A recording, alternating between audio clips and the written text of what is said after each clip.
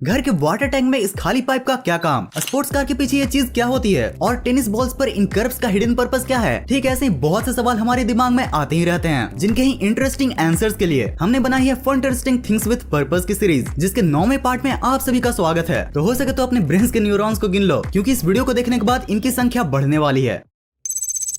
यार हम सभी के घरों के छत पर आसानी से नजर आने वाला हम सभी का ही पर्सनल कुआं हमारे घर का वाटर टैंक ही होता है। एक वाटर टैंक लगभग सभी घरों के छत पर आराम से धूप सेकता हुआ दिख जाएगा। पर यारो क्या आपने वाटर टैंक के साथ जुड़े इस टी स्ट्रक्चर पर गौर किया है? यार आपको तो पता ही होगा कि बिना पर्पस के हम इंडियंस फ्री का कोई भी छोटा से छोटा चीज नहीं लगाते हैं, फिर भी इतने बड़े टी जैसे पाइप को सब लगाते ही क्यों है? इसमें तो कोई नल भी नहीं लगता, फिर इसका पर्पस क्या है? गाइस एक्चुअली में इस टी जैसा स्ट्रक्चर को टी पाइप कहा जाता है। इस पाइप की वजह से हम सभी के घरों में वाटर का फ्लो अच्छी तरीके से प्रॉपर्ली मेंटेन रह पाता है। यार अगर ये पाइप नहीं होगी तो हमारी टंकी पर भी वैसे ही प्रेशर क्रिएट होगा, जैसे बिस्लरी की बोतल को पूरा मुंह लगाकर पानी पीने से बोतल पर पड़ता है और वो पिचक जाता है।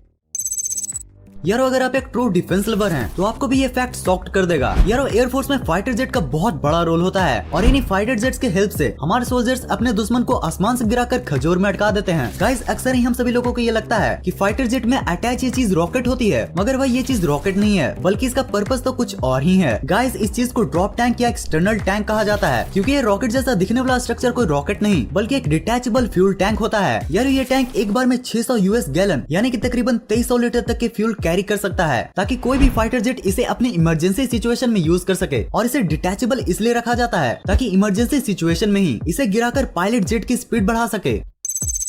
यार आज तक हमने जितने भी सुपर कार्स को देखा है, उनमें से अधिकतर में हमें यह स्ट्रक्चर देखने को मिलता है, मगर ये आखिर होता क्या है और इसका काम क्या है? देखो यारो, जब कार स्ट्रेट लाइन में चलती है तो टायर्स और फोर्स का डायरेक्शन बिल्कुल सेम होता है, लेकिन जब भी कार को टर्न करना होता है तो उस समय कार्स पर बहुत सारे फोर्सेस एक्ट करते हैं, और यही फोर्सेस कार्स को इम्बैलेंस कर देते हैं, जिसकी वजह से उनकी एक्सीडेंट हो जाती है। यारो इसी सेम प्रॉब्लम से बचने के लिए मॉडर्न सुपर कार्स में ये बैक विंग्स लगाए जाते हैं। ये कार को एरोडायनेमिक बनाने के साथ साथ बैलेंस करने में भी काफी मदद करता है। टर्न करते समय ये विंग्स सभी फोर्सेस को आपस में बैलेंस करने के लिए नीचे की तरफ फोर्स लगाते हैं, जिसे डाउन फोर्स भी कहा जाता है। और यारो इसी के कारण कोई भी स्पोर्ट्स कार अपनी मैक्सिमम स्पीड के साथ टर्न कर पाती है।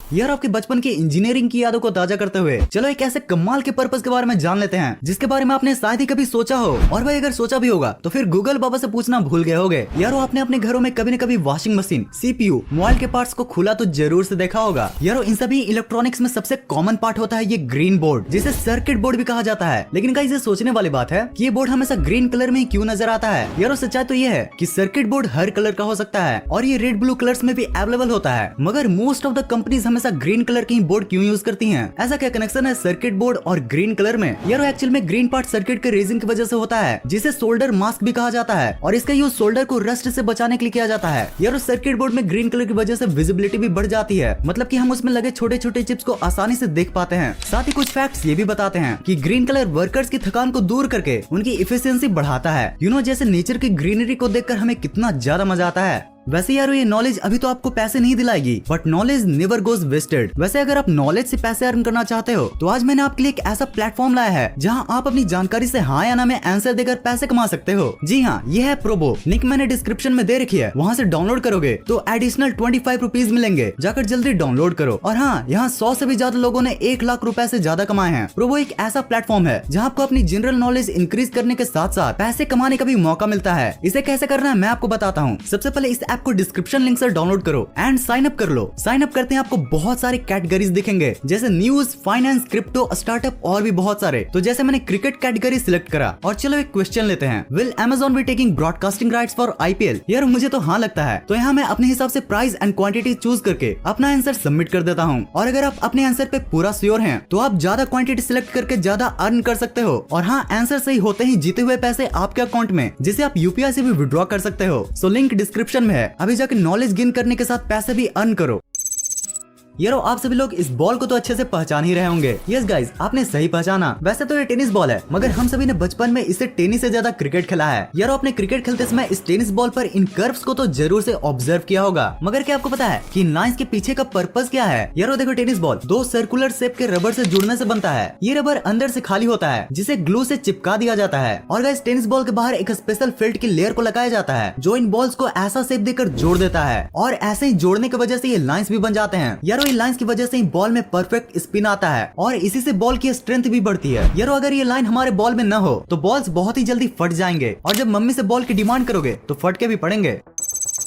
यारो एयरप्लेन हमारी जिंदगी में हवाई यात्रा का फील दिला देता है, वरना पहले के लोग तो बस ख्यालों में ही हवाई यात्रा किया करते थे। यारो बहुत सारे वैज्ञानिकों की कड़ी मेहनत और अनेकों प्रयासों के बाद हमारे ये हवाई यंत्र तैयार हो पाया है। यारो अगर आप भी एक प्लेन लवर हैं तो आपने ये तो जरूर से गौर किया होगा कि कुछ एयरप्लेन के इंजन प्लेन के नीचे होते हैं तो वहीं पर कुछ प्लेन के इंजन इस बैक साइड में। तो यारो क्या आपको पता है कि इन अलग अलग एयरप्लेन के इंजन प्लेसमेंट का भी एक अलग ही पर्पज होता है। यारो बेसिकली कमर्शियल एयरलाइंस में इंजन विंग्स के नीचे शिफ्ट किया जाता है, ऐसा इसलिए क्योंकि साइड में शिफ्ट हुए इंजन को रिपेयर और रिप्लेस करना आसान होता है और ये प्लेसमेंट एयरप्लेन को उड़ने में भी मदद करता है। ये विंग्स वाले इंजन प्लेन को हॉरिजॉन्टल स्टेबिलिटी भी प्रोवाइड करते हैं जिससे प्लेन स्टेबल होकर आसानी से उड़ पाता है। यार रेयर माउंटेड इंजन को भी कुछ अलग स्पेशल फीचर्स के लिए यूज किया जाता है। गाइस जब इंजन फेलियर का टाइम आता है तो रेयर माउंटेड इंजन प्लेन को टिल्ट होने से बचाता है। गाइस रेयर माउंटेड इंजन वाला प्लेन दूसरे प्लेन्स के मुकाबले कम रनवे में ही लैंड हो जाता है। यारो हमारी इस रंगीन दुनिया के बाहर भी एक कमाल की दुनिया है जिसके बारे में हम जानने के लिए हम हमेशा से एक्साइटेड होते हैं और वो दुनिया है स्पेस की। उस बाहरी दुनिया में अलग अलग मिस्ट्रीज का पता चलते रहता है, इसलिए नासा इसरो जैसे ऑर्गेनाइजेशन ने स्पेस स्टेशन बना रखा है। यारो अगर आपको यूनिवर्स के बारे में जानना अच्छा लगता है तो आपको ये तो जरूर पता ही होगा कि समय समय पर स्पेस स्टेशन की टाइमिंग को अर्थ की टाइमिंग से डिट्टो मैच करवाया जाता है। पर यारो क्या आपको पता है कि इस तरीके से बार बार टाइमिंग मैच क्यों करवाया जाता है? भाई बस एक बार टाइम सेट कर दो ना और फिर बार बार बैटरी बदल दो। गाइस जैसा कि आपको पता ही होगा कि सैटेलाइट्स एंड स्पेस स्टेशन अर्थ के चारों ओर घूमते रहती हैं और इसी वजह से दोनों जगह अलग अलग टाइम डायलेशन देखने को मिलता है। सिंपली बोलो तो आइंस्टाइन की थ्योरी के अनुसार स्पेस में घड़ी अर्थ के घड़ी के मुकाबले स्लो चलती है। वैसे तो ये टाइमिंग बहुत ही ज्यादा छोटी होती है मगर फिर भी साइंटिस्ट समय समय पर स्पेस स्टेशन की वॉच को अर्थ की वॉच से मिलाते रहते हैं। यार हमारे साइंस बुक के साथ साथ हर बर्फीले जगह पर पाए जाने वाले इस इग्लू को तो आप पहचानते ही होंगे, पर क्या कभी आपने इस गोल मटोल से दिखने वाली चीज के अंदर की गोलमाल को जानने की कोशिश की है? यारो ये ख्याल तो आपके मन में जरूर से आया होगा कि ये बर्फ से बनी चीज हमें गर्म कैसे रख पाती है और इसके अंदर ये उठा हुआ स्ट्रक्चर का क्या काम होता है। तो चलो इसके पीछे का फंडा एकदम सिंपल वे में समझते हैं। यारो जैसा कि आपको पता होगा कि एक लोहा दूसरे लोहे को काटता है, ठीक वैसे ही बर्फ से बनी चीज ही बर्फीली हवा को गर्म करने में मदद करता है। यारो एक लोग बर्फ को कंप्रेस करके बनाया गया ईंटों से बनता है और उन ईंटों को बाहर से कुछ इस तरह से डोम शेप और अंदर से कुछ ऐसा एलिवेटेड शेप दिया जाता है। यारो इग्लू के अंदर जमा हुआ गर्म हवा हल्का होने के कारण इग्लू के ऊपर वाले पार्ट में होता है और वहीं ठंडी हवा इसके नीचे पार्ट में, तो आप गर्म हवा को अच्छे से फील कर सकें इसलिए अंदर ये उठा हुआ स्ट्रक्चर होता है जिसी पर इग्लू में रहने वाले लोग बैठते हैं। अगर आप इस सीरीज के और भी पार्ट्स को देखना चाहते हो तो आपके लिए हैं ये 2 वीडियोस और गाइस जाओ और जाकर मेरे डिस्क्रिप्शन लिंक से डाउनलोड करो टू गेट एडिशनल 25 रुपीज। इस वीडियो को यहाँ तक देखने के लिए दिल से thanks for watching this entire video.